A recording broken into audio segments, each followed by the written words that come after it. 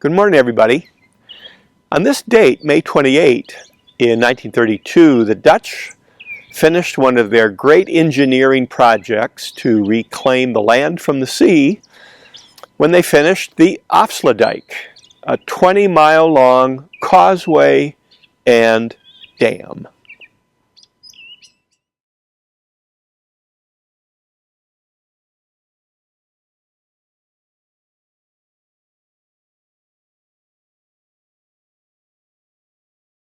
This map of the course of the Rhine River shows us that the Rhine empties into the North Sea in the Netherlands, where it spreads out to all different fingers of rivers. So the Dutch have had to deal with water from rivers, and Netherland basically means low land, but they've also had to deal with water from the ocean. So already in the Iron Age, you can see the dates there on the right, dike building started in the Netherlands, and archaeologically, the oldest dikes have been found in the part of the Netherlands known as Friesland. Here you can see where the Frisians lived back in the olden days.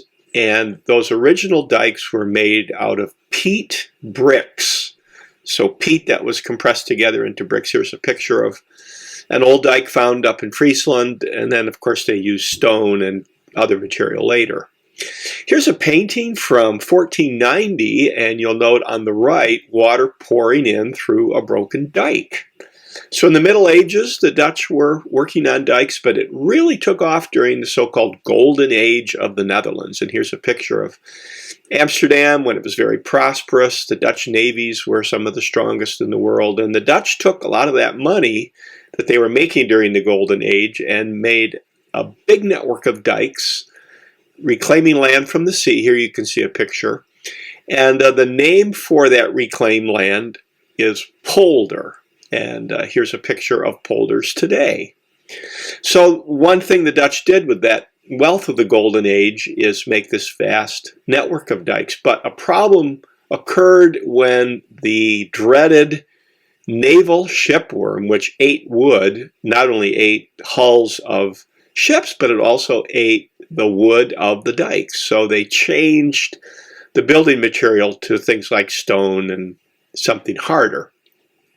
So here's our event. So the IJsselmeer is a lake today. It used to be called the Zuider Zee, and you can see the bridge, the 20-mile bridge north of the IJsselmeer. That's the Afsluitdijk, which means closure dike. Now, one of the issues with that was before the Afsluitdijk was built, the way you got to Amsterdam was through that Zuider Zee. So if you close that off, what's going to happen? But in the late 1800s, the Dutch built a dedicated canal connecting Amsterdam to the North Sea, and here's a map of it.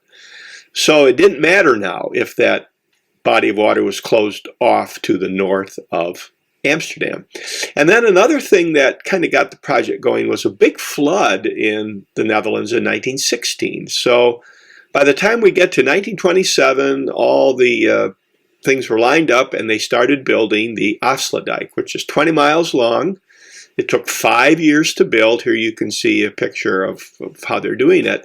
And there are all kinds of engineering issues. One was fresh water that enters what's now the IJsselmeer. How does that leave or come in? And here you see these sluices that help control the water level. So it wasn't just enough to make a big dam. You had to think about water level up and down, and that's ongoing. In 1940, in May, there was the Battle of the Afsluitdijk, in which the Germans attacked, and the Dutch were successful in stopping the Germans. So how about that? 1953 was the North Sea flood. Huge storm that flooded parts of the Netherlands, you can see in the green, also flooded parts of England and Scotland.